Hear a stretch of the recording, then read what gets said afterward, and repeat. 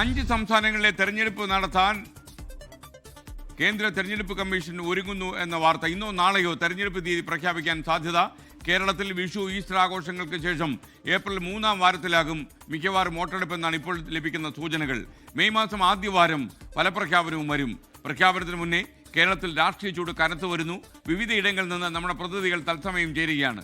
ആദ്യം രാഷ്ട്രീയ കേരളത്തിന്റെ തയ്യാറെടുപ്പ് എങ്ങനെയെന്ന് പരിശോധിക്കാൻ സെൻട്രൽ ന്യൂസ് ഡെസ്കിൽ നിന്ന് ബി ദിലീപ് കുമാർ, അതുപോലെ തെരഞ്ഞെടുപ്പ് കമ്മീഷന്റെ പ്രഖ്യാപനം എപ്പോഴുണ്ടാകും എന്ന സൂചന നൽകാൻ വിനീത വി ജി ഡൽഹിയിൽ നിന്നും, അതുപോലെ തദ്ദേശ തെരഞ്ഞെടുപ്പ് ഫലം നിയമസഭാ തെരഞ്ഞെടുപ്പിലും പ്രതിഫലിക്കുമോ എന്ന് പരിശോധിക്കാൻ തിരുവനന്തപുരത്ത് റിനു ശ്രീധരൻ തത്സമയം ചേരും. അതുപോലെ വടക്കൻ കേരളത്തിലെ കോട്ടകൾ നിലനിർത്താൻ LDFും UDFും കർക്കശമായ നിലപാടുകൾ സ്വീകരിക്കുന്ന സാഹചര്യത്തിൽ ഈ വിവരം റിപ്പോർട്ട് ചെയ്യാൻ ദീപക് തർമ്മണം ചേരുന്നുണ്ട്. മധ്യ കേരളത്തിലെ കേരള കോൺഗ്രസിനുള്ള സ്വാധീനം എത്രമാത്രം ഇപ്പോഴും ഉണ്ട് എന്നറിയാൻ വിഷ്ണു സുരേഷ് കൂടി കൊച്ചിയിൽ നിന്ന് ചേരും. ആദ്യം സെൻട്രൽ ന്യൂസ് ഡെസ്കിലേക്ക് ബി ദിലീപ് കുമാർ ചേരുന്നു. Good morning Dileep Kumar. ഇന്നോ നാളെയോ പ്രഖ്യാപനം വരുമെന്ന വാർത്തകൾ പരക്കുമോ? എങ്ങനെയുണ്ട് മുന്നൊരുക്കങ്ങൾ? SKN കേരളം നിയമസഭാ തെരഞ്ഞെടുപ്പിലേക്ക് പോകുന്നു. കേന്ദ്ര തെരഞ്ഞെടുപ്പ് കമ്മീഷന്റെ പ്രഖ്യാപനം ഇനി ഏതു നിമിഷവും ഉണ്ടാകും. ഇന്നോ നാളെയോ പ്രഖ്യാപനം ഉണ്ടായേക്കും. ഇന്ന് പ്രഖ്യാപനത്തിനുള്ള സാധ്യത ഒരുപക്ഷെ കുറവാണ് എന്ന് ചൂണ്ടിക്കാട്ടുന്നത് ബംഗാളിൽ തീവ്ര വോട്ടർ പട്ടിക പരിഷ്കരണവുമായി ബന്ധപ്പെട്ട പരാതികൾ സമർപ്പിക്കാനുള്ള അവസാന തീയതി ഇന്നാണ്. അതുകൊണ്ട് അതുകൂടി കഴിഞ്ഞതിനു ശേഷം തെരഞ്ഞെടുപ്പ് പ്രഖ്യാപിച്ചാൽ മതി എന്ന തീരുമാനം കേന്ദ്ര തെരഞ്ഞെടുപ്പ് കമ്മീഷൻ കൈക്കൊള്ളുകയാണെങ്കിൽ നാളെ ആയിരിക്കും തെരഞ്ഞെടുപ്പ് തീയതി പ്രഖ്യാപിക്കുക. ഏതായാലും ഇപ്പോൾ ലഭ്യമാകുന്ന സൂചനയനുസരിച്ച് ഏപ്രിൽ 17-നും 23-നും ഇടയിലായിരിക്കും കേരളത്തിലെ തെരഞ്ഞെടുപ്പ് എന്നാണ് സൂചന ലഭിക്കുന്നത്. ഒറ്റഘട്ടമായി കഴിഞ്ഞ തവണത്തേതുപോലെ തെരഞ്ഞെടുപ്പ് കേരളത്തിൽ നടക്കും. കഴിഞ്ഞ തവണ കേരളത്തിൽ 2016 തെരഞ്ഞെടുപ്പ് നടക്കുമ്പോൾ 99 സീറ്റാണെന്ന് ഇടതുമുന്നണിക്ക് ലഭിച്ചിരുന്നത്. പിന്നീട് ലോക്സഭാ തെരഞ്ഞെടുപ്പ് നടന്നു, തദ്ദേശ ഭരണ തെരഞ്ഞെടുപ്പ് നടന്നു.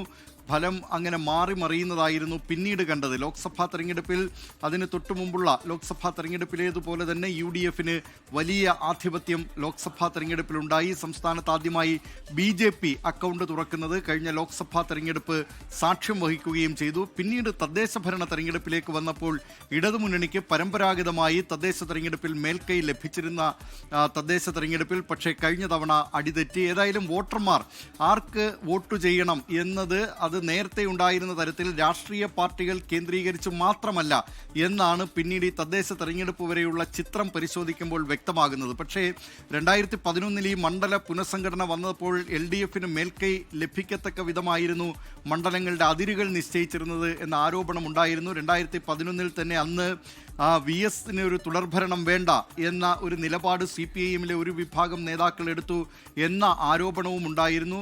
68 സീറ്റ് അന്ന് LDF നേടുകയും ചെയ്തു. അന്ന് അതിനുശേഷം 2016 LDF വരുന്നു, 91 സീറ്റ് നേടി. കഴിഞ്ഞ തവണ 8 സീറ്റുകൾ കൂടി LDFന് വർദ്ധിക്കുകയും ചെയ്തു. അങ്ങനെയുള്ള ഒരു ചിത്രം നിയമസഭാ തെരഞ്ഞെടുപ്പുമായി ബന്ധപ്പെട്ട് കേരളത്തിൽ നമുക്ക് കാണാൻ കഴിയുന്നതാണ്. പക്ഷേ UDF ആകട്ടെ ലോക്സഭാ തെരഞ്ഞെടുപ്പിൻ്റെയും തദ്ദേശ തെരഞ്ഞെടുപ്പിൻ്റെയും ഒക്കെ ഫലം വെച്ച് ഏതാണ്ട് 79 സീറ്റുകൾ, തദ്ദേശ തെരഞ്ഞെടുപ്പിലെ ചിത്രം നോക്കുകയാണെങ്കിൽ 79 മണ്ഡലങ്ങളിൽ UDFന് ലീഡുണ്ട്. അത് നിലനിർത്താൻ കഴിയും എന്ന പ്രതീക്ഷയിലാണ് UDF നേതാക്കളുള്ളത്. പക്ഷേ മുഖ്യമന്ത്രി പിണറായി വിജയനാകട്ടെ CPIMന്റെ എല്ലാ ജില്ലാ കമ്മിറ്റി യോഗങ്ങളിലും ചെന്ന് വിശദീകരണം നടത്തിയിട്ടുള്ളത് 110 സീറ്റുകൾ വരെ LDFന് ലഭിക്കാൻ കഴിയുമെന്നാണ്. എങ്ങനെ പോയാലും LDFന് 57 സീറ്റുകൾ ലഭിക്കുമെന്ന വിലയിരുത്തലുണ്ട്. ശേഷിക്കുന്ന സീറ്റുകൾ 10-15 സീറ്റുകൾ കൂടി LDF ആഞ്ഞു പിടിച്ചാൽ ലഭിക്കുന്നതാണ്. കഴിഞ്ഞ ഈ തദ്ദേശ തെരഞ്ഞെടുപ്പിൽ തന്നെ UDF മേൽക്കൈ നേടിയിട്ടുള്ള 11 മണ്ഡലങ്ങളിൽ ഏതാണ്ട് 2000-ന് താഴെയാണ് അവരുടെ ഭൂരിപക്ഷം എന്നതുമൊക്കെ LDF നേതാക്കൾ ഓർമ്മിപ്പിക്കുന്നുണ്ട്. UDFും അതുപോലെ തന്നെയാണ്. LDFന് 15 മണ്ഡലങ്ങളിൽ 2000-ന് താഴെയാണ് ഭൂരിപക്ഷം എന്ന കാര്യം അവരും ചൂണ്ടിക്കാട്ടി. ആ മണ്ഡലങ്ങൾ കൂടി ഒപ്പം നിന്നാൽ അവർക്ക് സുരക്ഷിതമായി സംസ്ഥാനത്തെ ഭരണത്തിലേക്ക് എത്താൻ കഴിയും എന്ന പ്രതീക്ഷ.